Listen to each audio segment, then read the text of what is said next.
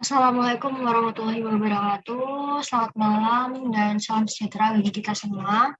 Dengan mengucap rasa syukur, kami aturkan kepada Tuhan Yang Maha Esa atas berkat dan rahmatnya, sehingga kita dapat berkumpul pada presentasi hari ini dengan tema analisa kasus Asabri pada matkul audit. Baik, izinkan saya selaku moderator pada presentasi kali ini untuk memperkenalkan nama anggota kelompok kami, yaitu kelompok 6. Yang pertama ada Anissa Triandialaili, yang kedua Dian Permatasari, yang ketiga saya sendiri Kirana Iblandari, yang keempat Siti Aliatur Rufiah, yang kelima Siti Hanifah, dan yang terakhir Sandy Eka Putra.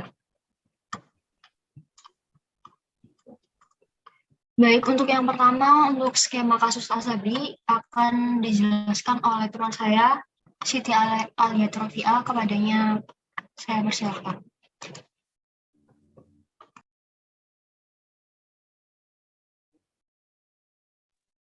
Baik, terima kasih. Untuk yang pertama yaitu skema kasus Asabri. Nah, kasus ini pertama kali muncul pada tanggal 3 Februari 2017 ketika hasil audit dari Badan Pemeriksaan atau BPK keluar. Hasilnya, BPK menyimpulkan telah terjadi penyimpangan terhadap perundang-undangan yang merugikan negara mencapai 22,78 triliun. Dari beberapa sumber, ada yang mengatakan bahwa kerugian mencapai 23,7 triliun. Nah, kerugian ini disebabkan adanya kecurangan dalam pengelolaan keuangan dana investasi PT Asabri selama periode 2012 sampai 2019 dengan cara membeli atau menukar saham dalam portofolio Asabri dengan saham milik mereka dengan harga yang telah dimanipulasi menjadi tinggi agar kinerja portofolio Asabri terlihat baik.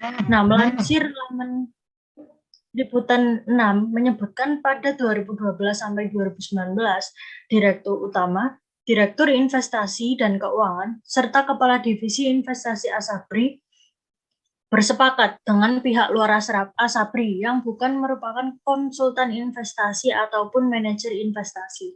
Nah, pihak yang dimaksud ini ada beberapa tersangka ya, inisial HH atau Heru Hidayat, inisial BT atau Cokro Saputro, dan LP atau Lukman Purnomo Sidi untuk membeli atau menukar saham dalam bentuk portofolio Asabri dengan saham-saham milik mereka dengan harga yang telah dimanipulasi menjadi lebih tinggi agar kinerja portofolio Asabri terlihat baik. Nah, setelah saham-saham tersebut menjadi milik Asabri, kemudian ditransaksikan oleh Heru, Beni, dan Lukman berdasarkan kesepakatan bersama dengan direksi Asabri sehingga seolah-olah saham tersebut bernilai tinggi dan likuid. Padahal transaksi-transaksi yang dilakukan adalah semu.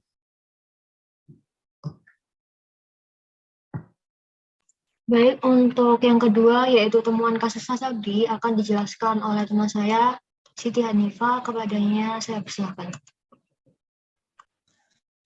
Untuk temuan kasus Asabri diketahui jika seluruh kegiatan investasi pada 2012 sampai 2019 tidak dikendalikan oleh Asabri, namun seluruhnya dikendalikan oleh Heru, Beni, dan Lukman. Pada 2017 dalam audit BPK, Asabri kedapatan membeli saham bodong senilai 802 miliar.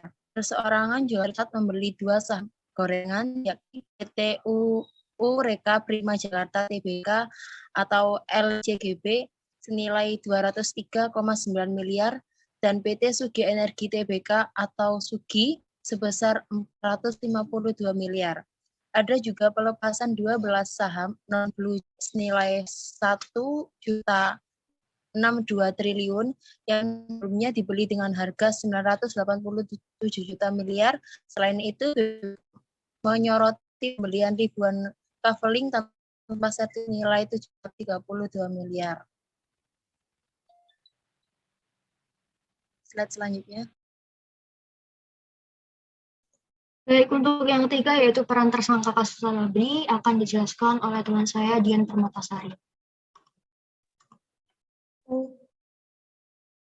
Peran tersangka kasus Asabri yang pertama ARD selaku Direktur Utama Asabri periode 2011 sampai Maret 2016 diduga sebagai pihak yang membuat kesepakatan dengan BT atau Direktur Utama PT Hansen untuk mengatur dan mengendalikan transaksi dan investasi saham dan reksadana PT Asabri melalui BT dan pihak yang terafiliasi dengan BT dan LP atau Direktur Utama PT Prima Jaringan yang merugikan Asabri dan menguntungkan BT, LP, dan pihak yang terafiliasi dengan BT.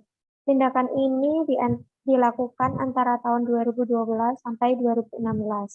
Yang kedua, SW atau Direktur Utama Asabri, Maret 2016 sampai Juli 2020 diduga pada tahun 2016 hingga 2019 adalah pihak yang membuat kesepakatan dengan HH atau Komisaris PT Terada Alam Minerah untuk mengatur dan mengendalikan transaksi dan investasi saham dan reksadana PT Asabri melalui HH dan pihak yang terafiliasi dengan HH yang merugikan PT Asabri dan menguntungkan HH dan pihak yang terafiliasi dengan HH.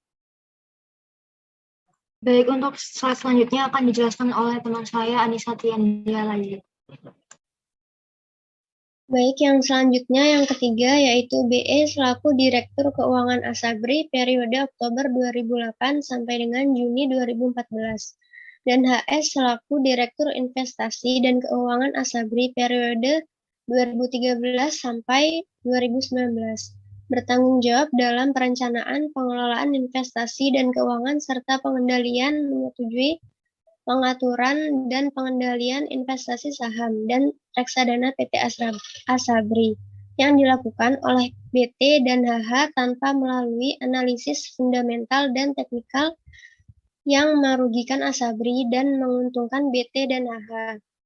Yang keempat, kemudian LP, BT, dan HH selaku pihak swasta yang mengatur transaksi saham dan reksadana dalam portofolio Asabri dengan cara memasukkan saham-saham milik LP, BT, dan HH dengan harga yang telah dimanipulasi menjadi portofolio milik PT Asabri dan mengendalikan transaksi serta investasi PT Asabri yang didasarkan atas kesepakatan dengan direksi PT Asabri yang menguntungkan LP, BT, dan HH dan merugikan PT Asabri.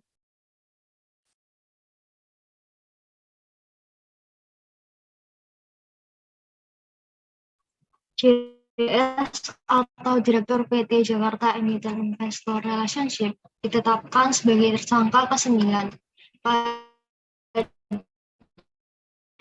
2013 sampai 2019.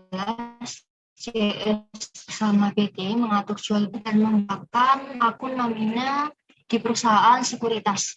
Setelah itu, JS diduga menampung dana hasil keuntungan investasi dari Asabri pada nomor rekening atas nama beberapa staf PT.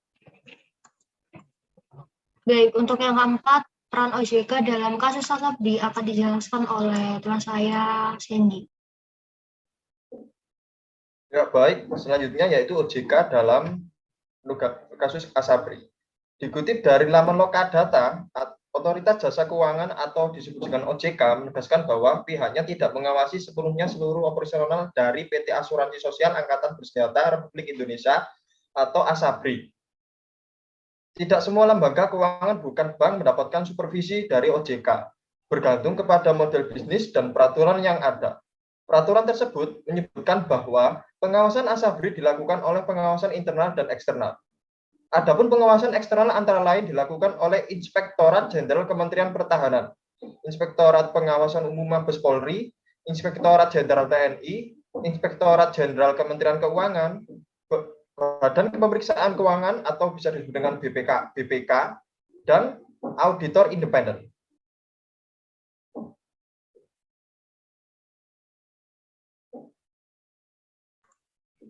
Baiklah, pada akhirnya kita telah sampai pada penghujung presentasi kami, yaitu penutup. Saya selaku moderator untuk mewakili kelompok 6 pada sesi presentasi hari ini yang mengangkat kasus Asabri. Apabila terdapat kesalahan dalam membawakan presentasi kali ini, baik disengaja maupun tidak, mohon dimaafkan. Semoga presentasi hari ini membawa keberkahan dan bermanfaat bagi kita semua. Terima kasih atas perhatiannya, tetap semangat dan selalu jaga kesehatan. Wassalamualaikum warahmatullahi wabarakatuh.